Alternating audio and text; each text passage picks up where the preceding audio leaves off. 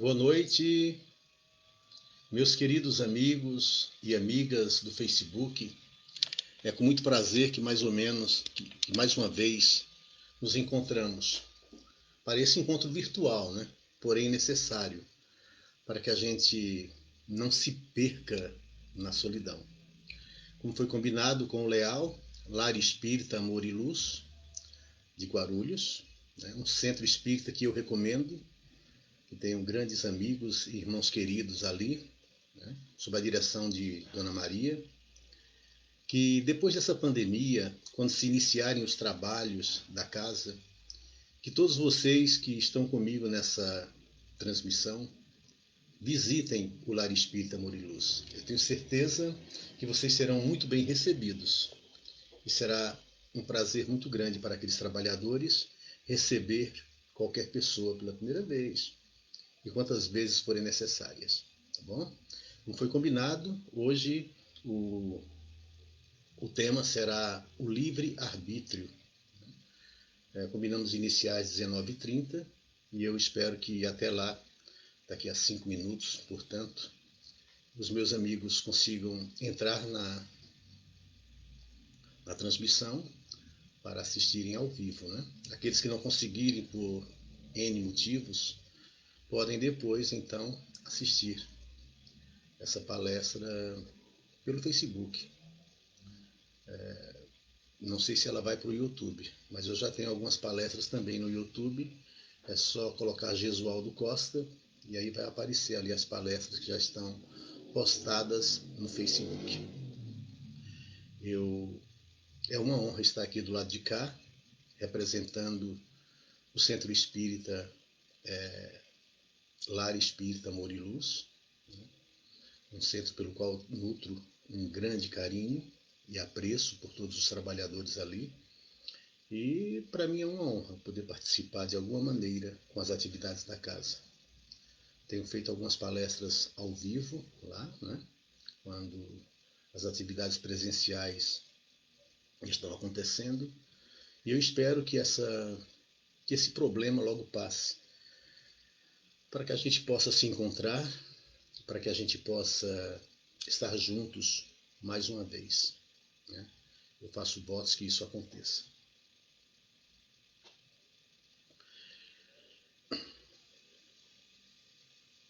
Como sempre acontece, antes de iniciar a palestra, eu farei uma pequena prece para depois proferir a palestra, que vai durar aí em torno de talvez 40 minutos ou até menos.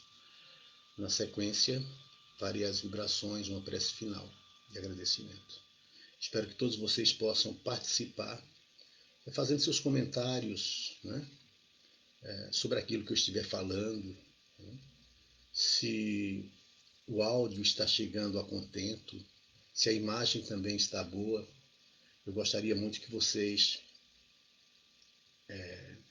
se manifestassem nesse sentido, para que a gente possa ter certeza de uma transmissão saudável e boa, né?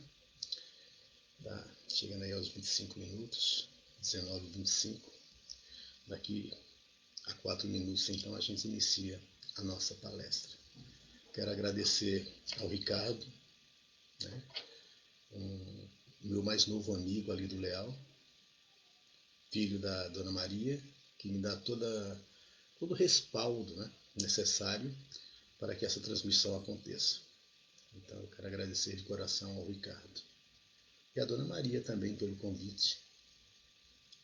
Quero agradecer a todos, ao José, toda a equipe ali do Leal, Lar Espírita Amor e Luz. Espero que vocês se manifestem falando como está chegando a imagem, se está chegando a contento. Já temos 13 pessoas ali assistindo. Antes de iniciar a palestra,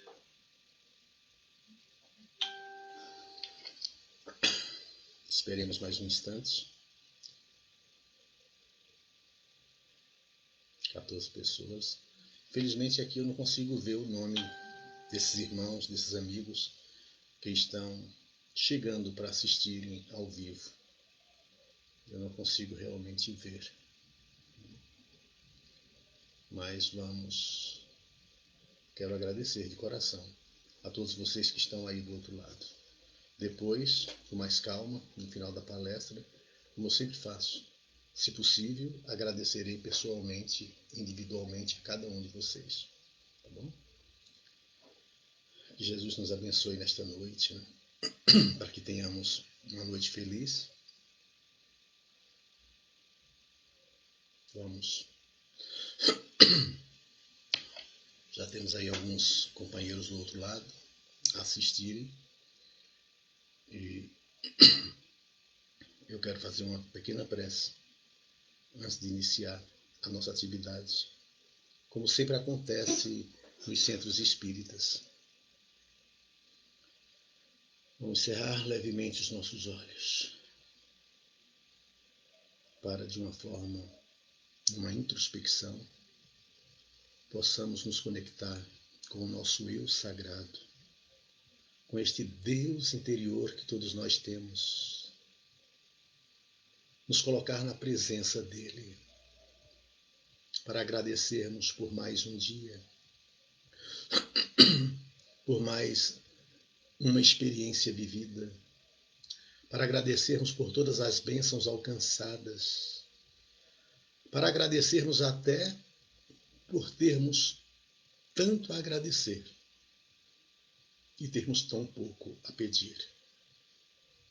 Que Maria de Nazaré, Mãe de Jesus, possa nos cobrir com seu manto e com as suas bênçãos, na sua grande falange de espíritos de escola, para que tenhamos a sustentação necessária para a realização deste encontro, deste compromisso.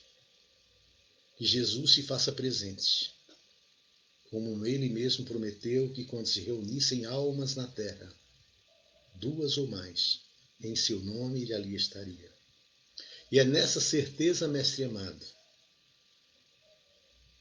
que pedimos licença para iniciar a palestra de hoje, na certeza de que somos abençoados pela luz divina. Agradecer aos amigos espirituais que comungam conosco do mesmo ideal. E assim, com os corações cheios de agradecimentos e gratidão, pedimos licença então para iniciarmos a palestra de hoje. Que assim seja, graças a Deus. Queridas irmãs e queridos irmãos de ideal espírita, que Deus, nosso Pai, que é fonte inexaurível de amor e poder, nos abençoe. E que o nosso Mestre Jesus, o benfeitor incomparável de nossas vidas e amigo incondicional de todas as horas, nos envolva com a sua infinita e misericordiosa paz. Conta-se que em uma época muito remota, lá pelos idos da Idade Média, em um reino muito distante, havia 2 crianças, 2 primos, 2 priminhos que nasceram mais ou menos na mesma época. Foram criados e educados também praticamente da mesma forma. Dividiram as primeiras brincadeiras de criança na tenra idade. Dividiram os primeiros bancos escolares juntos. Mas como acontece comumente com muitas pessoas na vida, a vida acaba por separá-los de alguma forma. E foi o que aconteceu com aqueles 2 primos. Porque um deles era muito dedicado aos estudos, era amante dos livros e do saber, e se aprofundava cada vez mais nos livros e no campo da intelectualidade. Enquanto que o outro não era muito dado à sabedoria, não era muito dado aos estudos, e gostava mais era das brincadeiras nos arredores da pequena cidade, junto com outras crianças também desocupadas. Então, enquanto um dedicava-se aos estudos com afinco, o outro só dedicava-se às brincadeiras de criança. Então, um teve sucesso na sua carreira acadêmica, enquanto o outro preferiu parar os estudos para dedicar-se mais às brincadeiras comuns daquela época. Então o destino os separou.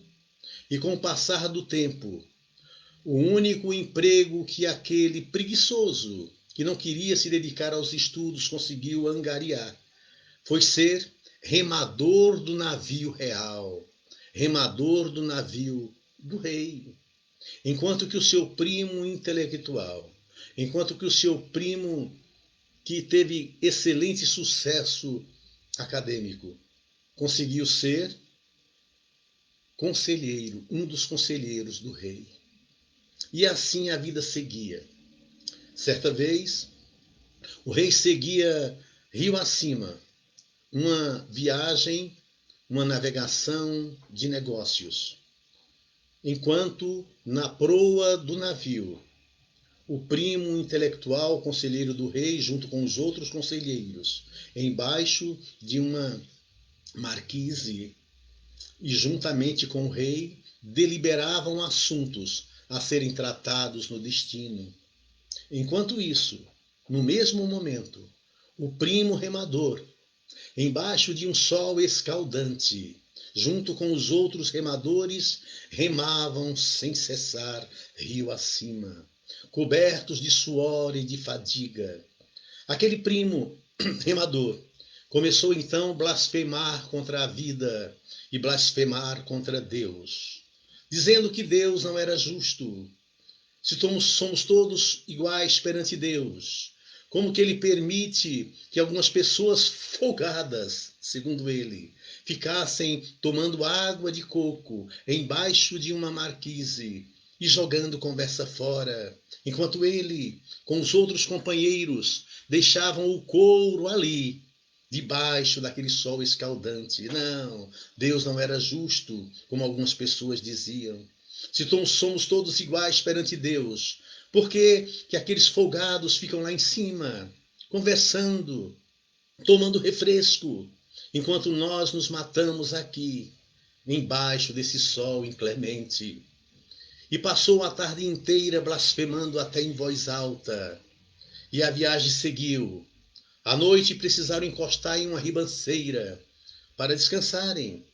E o navio atracou ali mesmo. E foram dormir, cada um em seus devidos camarotes.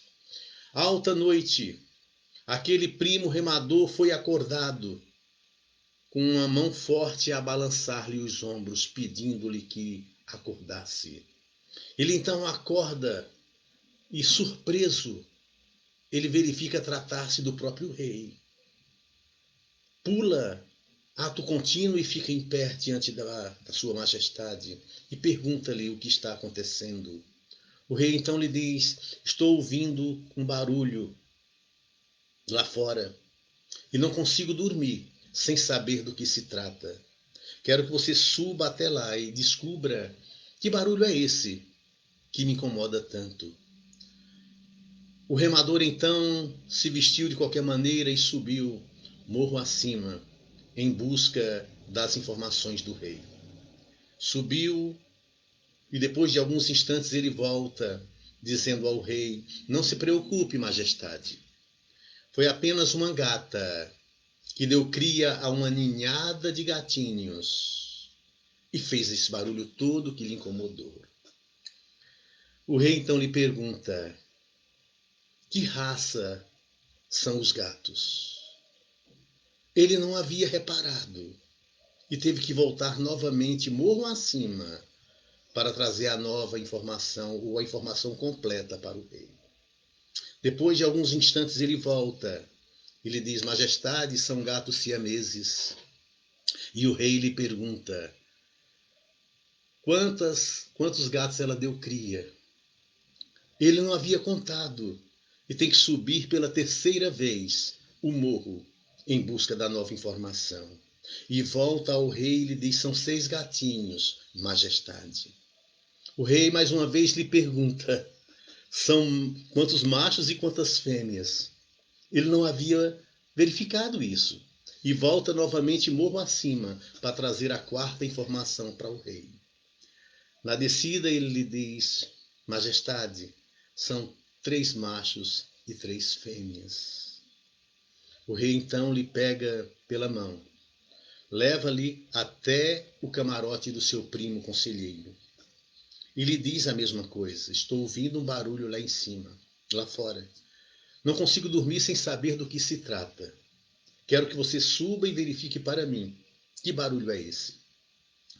O conselheiro então se arruma, sobe morro acima, demora alguns instantes e volta com a seguinte informação: Não se preocupe, majestade. Foi uma gata que deu cria a 6 gatinhos. Ela deu cria dentro de um tonel vazio. Os gatos são siameses e são 3 machos e 3 fêmeas. A gata, majestade, pertence ao prefeito do vilarejo, que está preocupado pelo barulho que a gata fez, preocupado se ela incomodou a vossa majestade. Mas está disposto a doar um dos gatinhos, caso a majestade tenha interesse de ter um gatinho de estimação dentro da embarcação. O rei então olha para o primo remador. Ele diz: eu vi as suas reclamações hoje à tarde da proa do navio. Você dizia que Deus é injusto, porque somos todos iguais perante Deus e alguns levam uma vida diferenciada de outros. Eu vi as suas reclamações o tempo todo, filho. Realmente, filho, nós somos todos iguais perante Deus. Mas cada um faz o seu próprio destino. Eu te mandei lá em cima 4 vezes para que você me trouxesse uma informação, enquanto o seu primo subiu apenas uma vez e me trouxe todas as informações que eu queria e até mais das informações que eu desejava. Portanto, filho, você vai continuar como meu remador e ele vai continuar como meu conselheiro. Quando eu me deparei com essa história do passado, eu fiquei pensando na doutrina espírita, que nos esclarece com tanta certeza e lógica que todos nós somos artífices, construtores da nossa própria vida. Que o nosso destino e a nossa vida só depende de nós mesmos. Né? Somos todos filhos de Deus.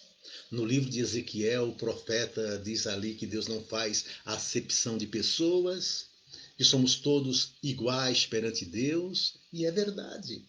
Somos todos iguais perante Deus.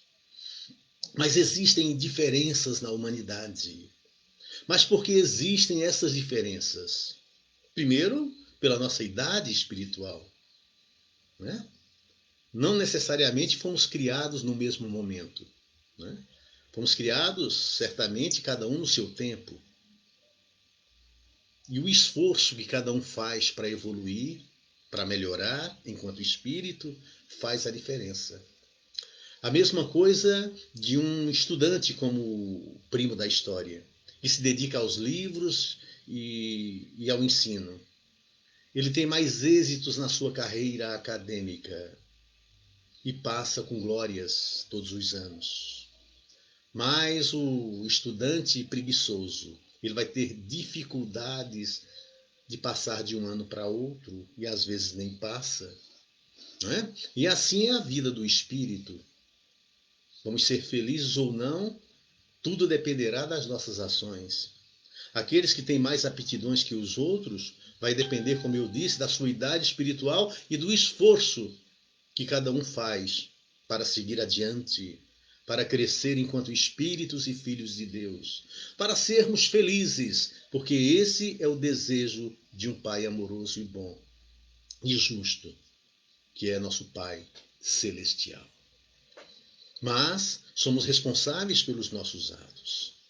Jesus enfatizou algumas vezes que a semeadura é livre, mas a colheita é obrigatória. Eu disse no começo da história que os primos foram criados mais ou menos da mesma forma, dividiram as primeiras brincadeiras juntos. Eram primos da mesma família. Portanto, cada um escolheu o caminho a seguir.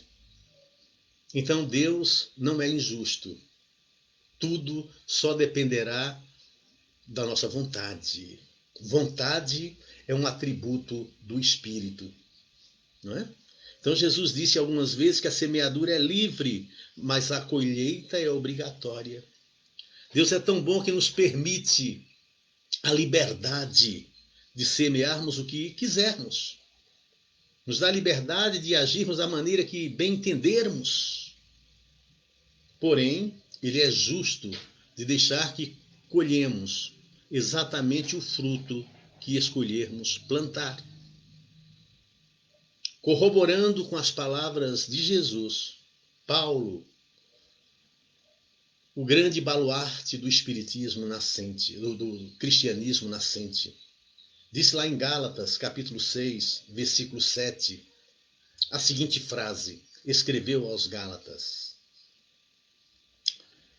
Não vos enganeis, de Deus não se zomba. Aquilo que o homem semear, isso mesmo ele haverá de colher. Não vos enganeis, de Deus não se zomba. Aquilo que o homem semear, isso mesmo ele haverá de colher. Tem gente que diante de algum acontecimento na vida, trágico ou não, chama de fatalidade. E o que é que a doutrina espírita fala a respeito de fatalidade? Que ela não existe. Fala que de fatal mesmo, somente o momento da nossa morte. Que também não sabemos a hora, o momento. Mas é fatal. A única certeza que todos nós temos na vida é que vamos desencarnar. É que o corpo físico vai morrer e que o espírito se libertará. Então a morte do corpo físico, que muita gente pensa, eu vou morrer, ninguém morre. Quem morre é o corpo físico, porque nós não somos este corpo. Nós somos algo muito mais profundo. O corpo é apenas um instrumento da nossa evolução. E o corpo morre e precisamos sair. É natural, faz parte da vida.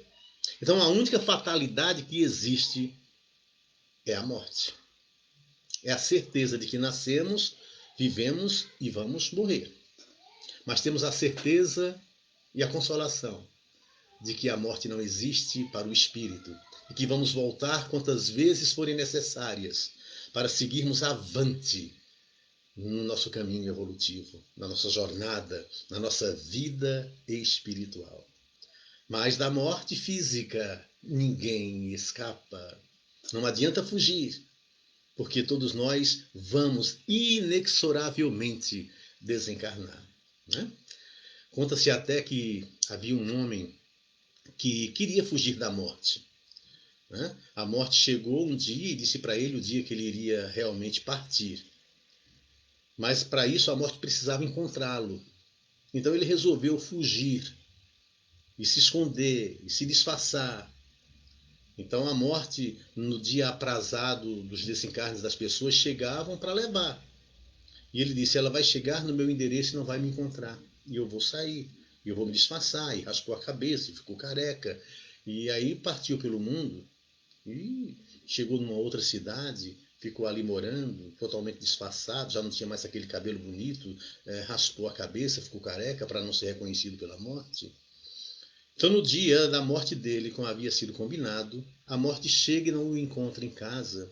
E aí parte para uma outra cidade. E, casualmente, ela chega na cidade onde aquele homem mora.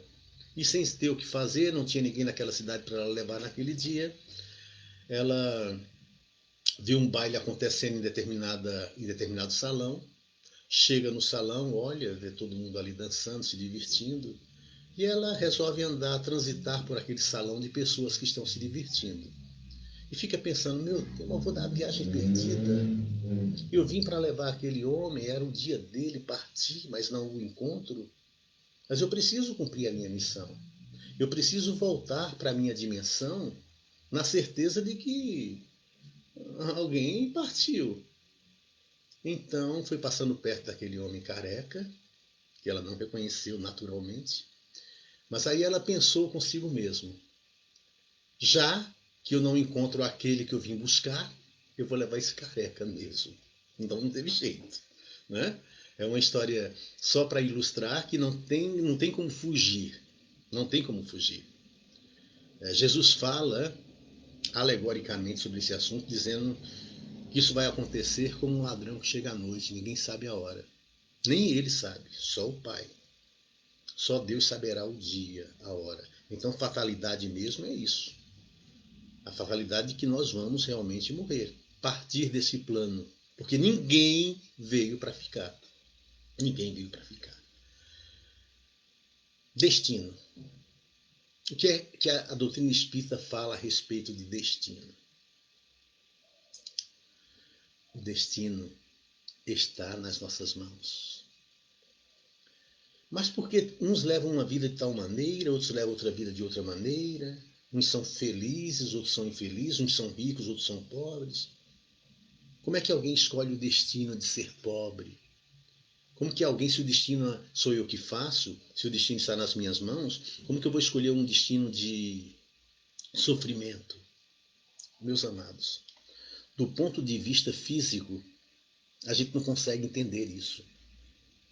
Porque do ponto de vista físico, a gente só pensa em coisas boas, em ser feliz, né? Em viver confortavelmente na nossa zona de conforto.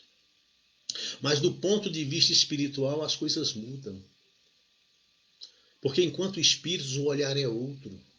A gente quer realmente evoluir mais rápido. Então existe uma programação reencarnatória para todos nós. E nós participamos ativamente dessa programação. Muita gente chega e fala, eu não me lembro.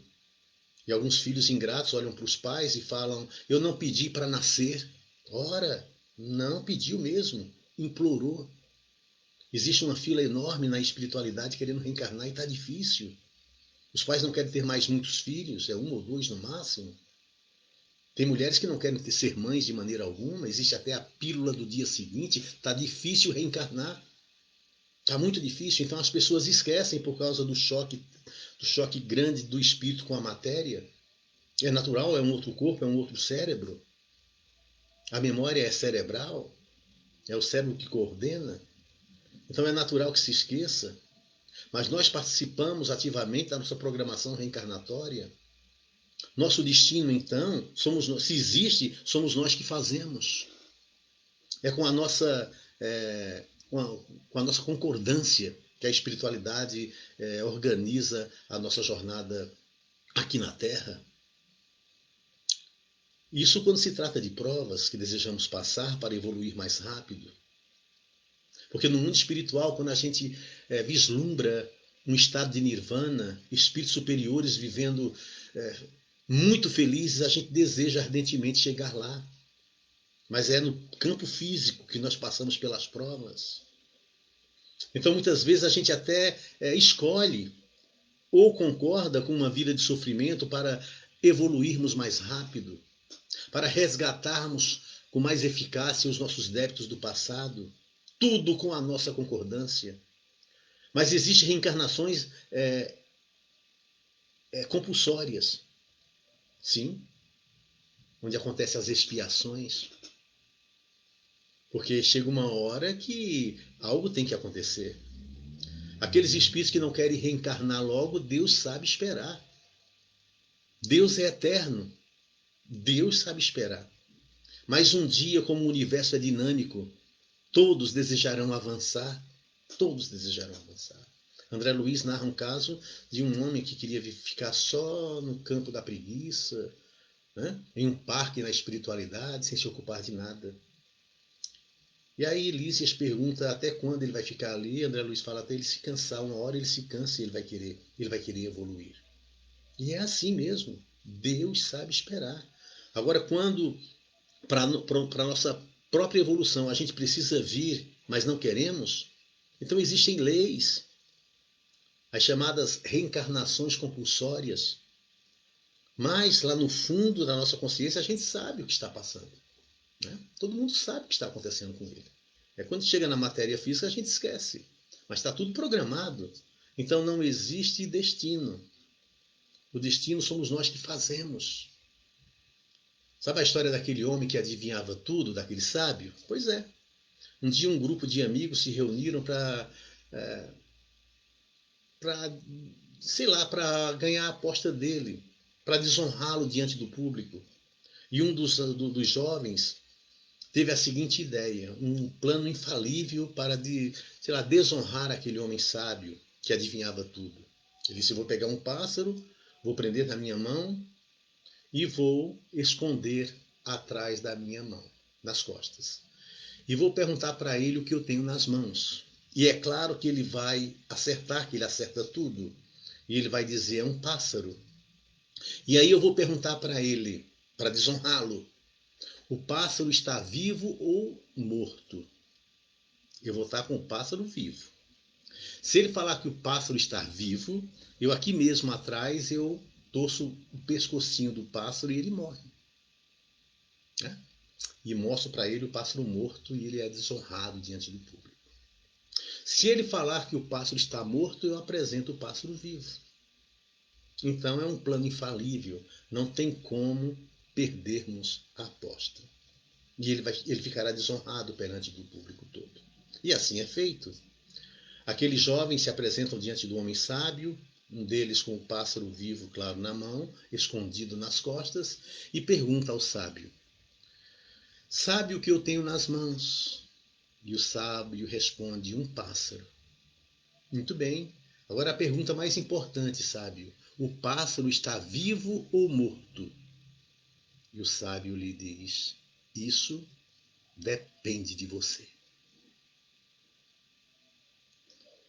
A nossa vida depende de nós. Tudo depende de nós. É claro que a semeadura é livre, mas a colheita é obrigatória.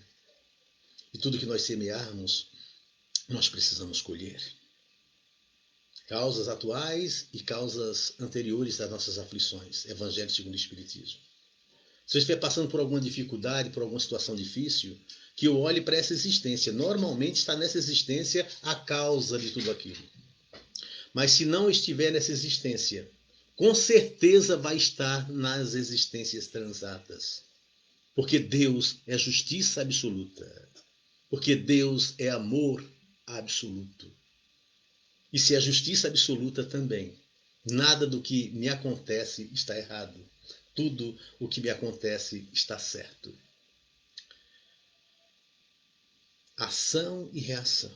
Aliás, o livre-arbítrio está inserido na lei de liberdade, que é uma lei natural, uma lei divina, uma lei de Deus. É uma lei de Deus. E nós estamos todos inseridos nessa lei natural, lei de liberdade. Deus é bom.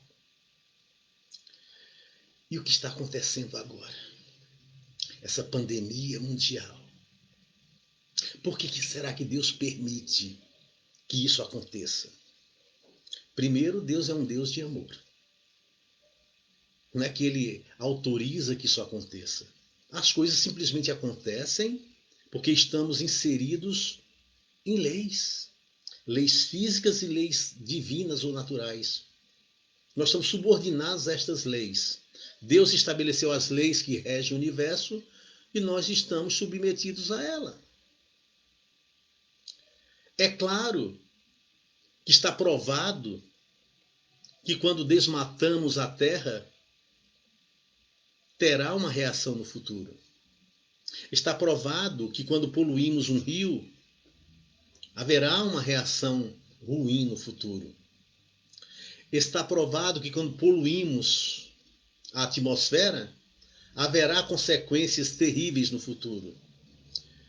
Está provado que quando extraímos todos os veios de petróleos das entranhas da Terra que estão ali por algum motivo, as placas tectônicas elas vão precisar se ajustar e daí acontecem os terremotos.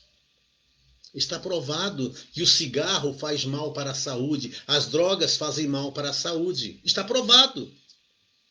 Mas, meus amados, quando não acreditamos nas provas, vêm as provações. Quando não acreditamos nas provas, vêm as provações. Não é que Deus mandou pandemia ou manda terremotos, não é nada disso. É tudo consequência dos atos do próprio homem. Nos mundos superiores, felizes, divinos, essas coisas não acontecem mais.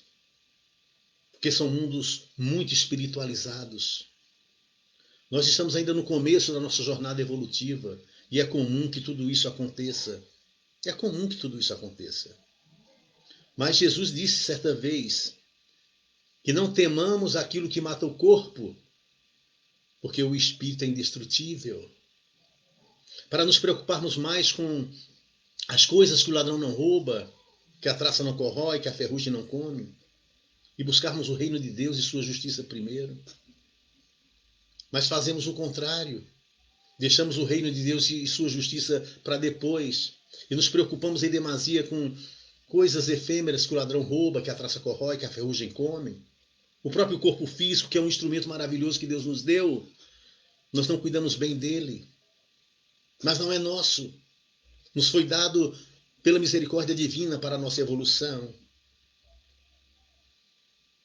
E o nosso corpo espiritual, é no nosso corpo espiritual que o reino de Deus está. O reino de Deus está dentro de você. Nesse corpo perispiritual, na nossa essência divina. E muitas vezes não nos damos conta disso. Precisamos saber que somos responsáveis pelos nossos atos. Mas responsáveis no sentido mais amplo e completo da palavra. Ser responsáveis pelo que há de vir de bom na nossa vida. Porque também nós somos responsáveis pelo que aqui vem de ruim. Porque hoje nós somos responsáveis pelo que vai acontecer. Então que sejamos responsáveis do ponto de vista bom. Sejamos responsáveis pelas coisas boas que acontecem à nossa volta. Que não sejamos responsáveis pelas coisas ruins que acontecem à nossa volta, porque sofreremos as consequências. Quando eu falo ser responsável, é ser responsável no sentido do amor. Ser responsável em fazer o bem. A professora chega para os alunos e fala: eu preciso de um menino responsável. Quem de vocês é responsável? Silêncio. Quando um deles fala: eu sou responsável, professora. E a professora pergunta-lhe: por que você acha que você é responsável? Ah, professora, tudo que acontece de ruim lá em casa, minha mãe fala que eu fui o responsável. Não é nesse sentido, meus amados. É no sentido de desenvolvermos a lei do amor. Deus é imaterial. Difere de tudo que é matéria. E como é que Deus atua na Terra? Deus não pode se materializar. Deus atua na Terra através do próprio homem. Nós somos instrumentos de Deus, como disse Francisco de Assis. Foi através do samaritano que Deus ajudou aquele caído da estrada. Foi através do samaritano. Que atuou ali como instrumento da divindade. Ele foi responsável. Ele foi responsável pelo que aconteceria de bom a partir dali, com aquele homem assaltado na estrada. Mas o levita e o sacerdote foram responsáveis também por deixar o homem caído sem misericórdia. E vão responder por aquele ato de negligência espiritual. Então que sejamos responsáveis de uma forma divina. Que sejamos instrumentos de Deus realmente, para semearmos amor, bondade, perdão, por onde andarmos. para que o mundo fique melhor por onde passarmos. Para que, quando partirmos daqui, muitos chorem, mas a gente sorria. Porque quando nascemos, nós chorávamos e todos sorriam. Que a nossa partida seja diferente, seja o inverso. E isso só vai depender de cada um de nós. Para isso estamos aqui. O que estamos fazendo com o tempo? A dimensão do tempo é um presente que Deus nos dá. Por isso que o dia de hoje chama-se presente. O que estamos fazendo com o tesouro do tempo, das horas, dos minutos? Deixando o tempo passar? Bezerra de Menezes fala que o que mais entristece e faz sofrer um espírito é a percepção do tempo perdido. A percepção. Quando ele percebe que ele não evoluiu, que ele perdeu tempo com bobagens, esqueceu-se do essencial. Laurindo Rabelo, que foi o grande poeta português, certa feita, ele escreveu o melhor poema da vida dele, na minha opinião, mas escreveu na hora da morte. Mas deve ter recebido os méritos desse conselho que nos deu na hora da morte. Porque me ajuda muito. Com certeza ajuda a qualquer um que compreende aquele soneto que ele escreveu. Na hora da morte, o padre chega para lhe ministrar a extrema unção, mas ele não quer a vela. Ele pede uma caneta e escreve o soneto mais importante da vida dele na hora da morte. Ele escreve o último verso, a última estrofe e desencarna e expira. O poema chama-se Tempo e Conta, onde Laurindo Rabelo disse: Deus pede estrita conta do meu tempo, forçoso é desse tempo já dar conta. Pois como dá em tempo tanta conta, eu que gastei sem conta tanto tempo? Para dar esta conta feita a tempo, dado me foi tempo, não fiz conta. Não quis sobrando tempo fazer conta, quero agora fazer conta e falta tempo. Ó vós que tendes tempo sem ter conta, não gasteis o vosso tempo em passatempo, cuidai enquanto é tempo em fazer conta, pois aqueles que contam com seu tempo, se fizessem desse tempo alguma conta, não choravam sem conta o não ter tempo. Pois aqueles que contam com seu tempo, se fizessem desse tempo alguma conta, não choravam como eu o não ter tempo. E expirou. E morreu. Porque ele teve tempo, mas não soube usar o tempo de forma correta. Não soube. Mas deixou-nos esse ensinamento nesse soneto maravilhoso, que me chama sempre a atenção quando eu lembro. Que eu preciso utilizar o tempo que Deus me proporciona de uma forma útil para o meu espírito e para o espírito do meu próximo. Porque é para isso que nós estamos aqui. Né? Estamos mais ou menos presos em um corpo físico. O homem é livre pelo pensamento, pela liberdade de pensar, por plasmar no mundo espiritual o que ele pensa, porque o pensamento está na quinta dimensão. O pensamento existe no mundo espiritual. Por isso que os meus amigos espirituais sabem o que eu estou pensando. Eu posso enganar todo mundo, menos a espiritualidade. Porque o pensamento nosso, ele atua no plano espiritual. Por isso, cuidado com o que pensa. Transforma-se em palavras. Por isso que Jesus falou da importância do pensamento. Se você olhar para uma mulher com um olhar libidinoso, cometerás adultério com ela em pensamento. Porque quando eu penso, eu plasmo no mundo espiritual. Eu não fiz nada com ele, não, só pensei, mas não fiz. Mas pensou. O pensamento é extremamente importante, porque é o pensamento que vai ficar depois da morte do corpo físico. Não é o cérebro que pensa. O cérebro só codifica o pensamento do espírito. Pensamento é atributo do espírito. O meu cérebro serve para codificar meu pensamento, para que ele se transforme em palavras. Mas o pensamento é do espírito. É o pensamento que vai ficar. Então, cuidado com o que a gente pensa. Porque a espiritualidade está vendo, como diz o livro A Gênese de Allan Kardec, a fotografia do pensamento. Ela acontece no mundo espiritual. Então o que eu estou pensando? Por isso que a gente vibra, a gente ora e tudo isso tem sucesso e alcança os objetivos necessários. Porque a oração tem poder, o pensamento é uma energia poderosíssima que percorre o universo. Né? Aliás, muito mais rápido que a velocidade da luz. Porque a velocidade da luz é 300 mil quilômetros por segundo. E o pensamento não. Eu penso lá na outra galáxia e estou lá. Na mesma hora. Então é muito importante a gente cuidar dos nossos pensamentos. Que muitas vezes são as causas de efeitos que virão depois. A semeadura é livre, mas a colheita é obrigatória. Que tipo de pensamento que eu estou semeando? Somos livres, somos espíritos livres. Livres. Presos temporariamente num corpo físico.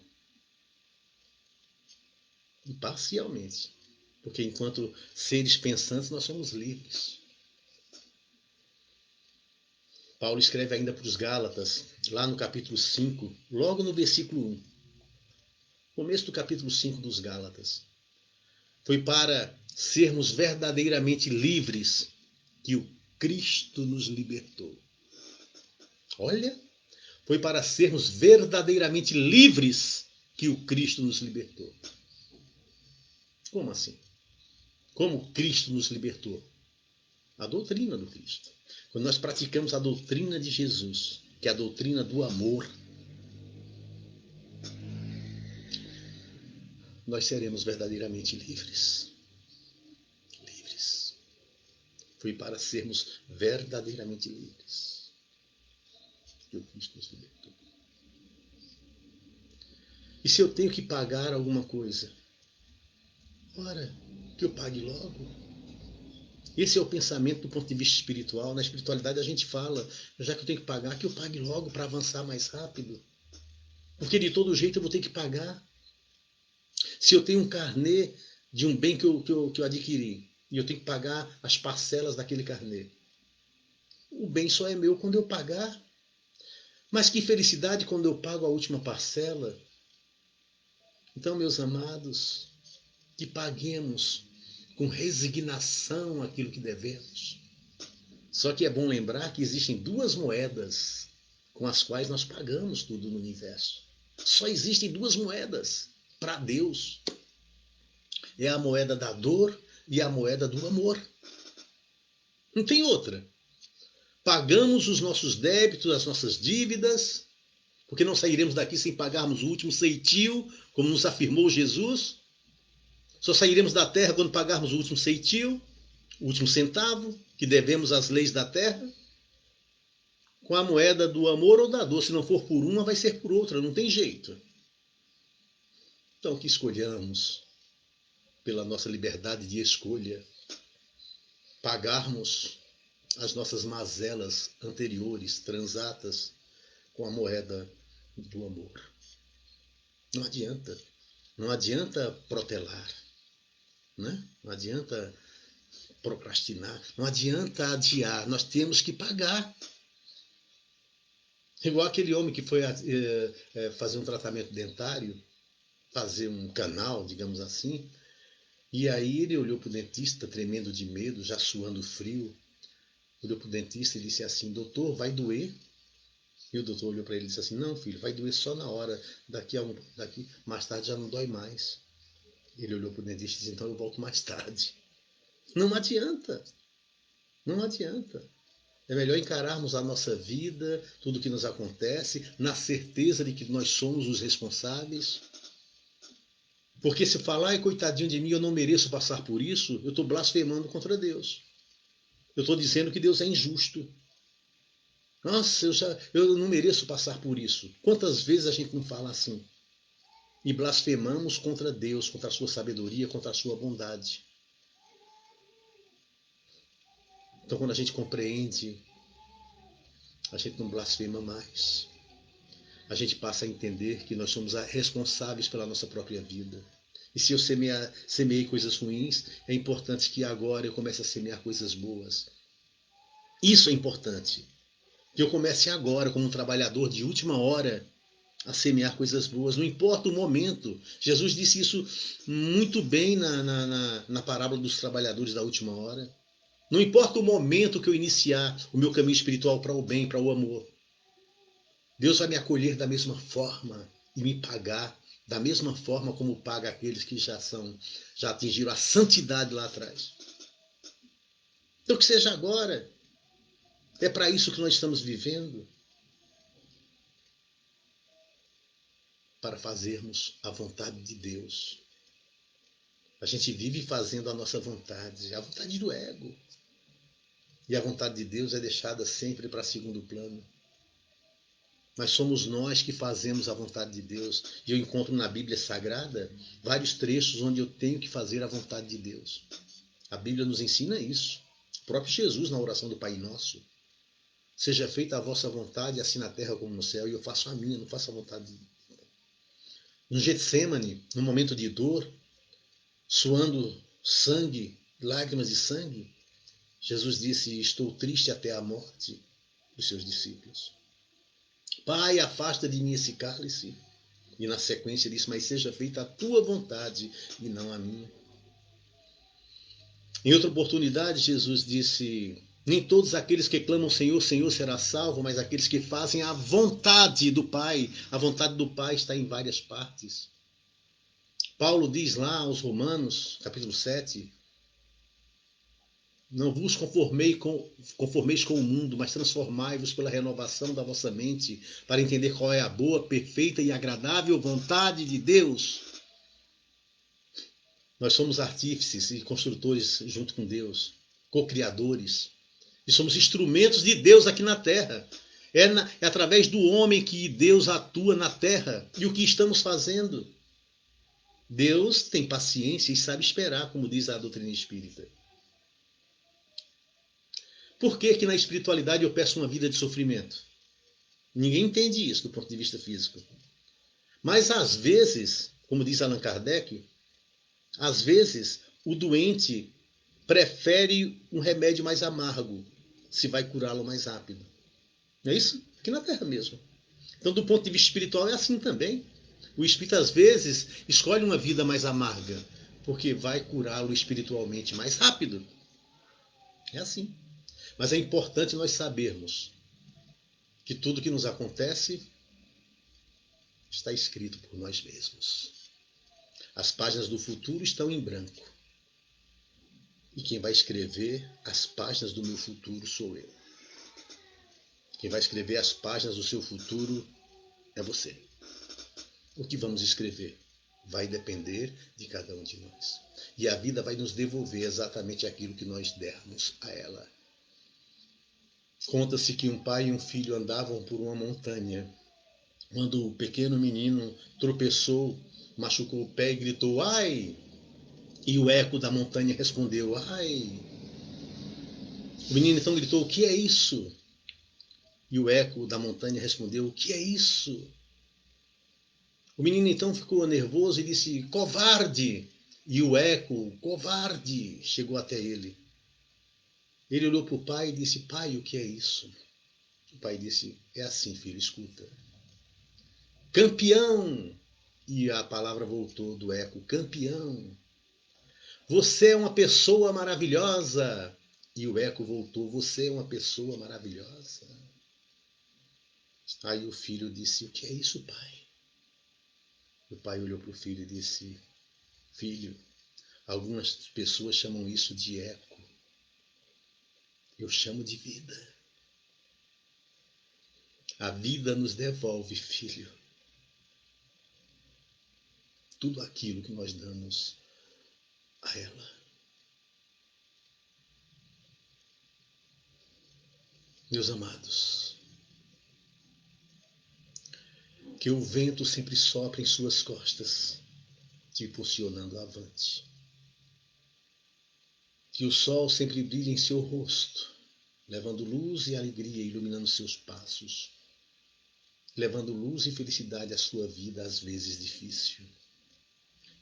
que a chuva sempre caia em seus pastos e até nos encontrarmos de novo, que Deus o tenha ou que Deus a tenha tranquilo e suave na palma de sua mão. Muito obrigado a todos. Vamos vibrar? Vamos fazer uma prece final. Eu estou sendo aqui intuído a repetir as palavras, mas com sentimento. Todos nós acompanhamos as seguintes palavras com muito amor, com muito sentimento. As palavras do meu grande amigo Victor Romano, quando escreveu: Senhor, abençoe as crianças, que são esperanças de um mundo melhor. Proteja o homem do campo que sustenta o país derramando suor. Senhor, dê paciência aos enfermos que sofrem nos leitos dos hospitais. Senhor, mande a luz do teu brilho, perdoe os seus filhos que erram demais. Senhor, protegei os velhinhos que pelos caminhos vão lentamente, chorando, implorando a visita dos filhos ingratos que estão ausentes. Senhor, dê conforto e alívio àqueles que choram de frio e de fome. Senhor, equilibre a justiça para que ela exista para todos os homens. Senhor, é tão grande a beleza que a Mãe Natureza tem para oferecer. Senhor, proteja as florestas e as aves que infestam nosso amanhecer. Senhor, tire o mundo do abismo. Não deixe o egoísmo por tudo a perder. Dê luz para os governantes, para que tenham consciência do que vão fazer. Senhor, Criador do Universo, te peço em meus versos a paz mundial. Socorro aos homens aflitos que vivem em conflito entre o bem e o mal. Senhor, de bondade infinita, perdoe os que brincam com teu amor profundo. Senhor, tenha pena da terra. Não deixe que a guerra destrua o mundo. Meu Deus, tenha pena da terra. Não deixe que a guerra destrua o mundo.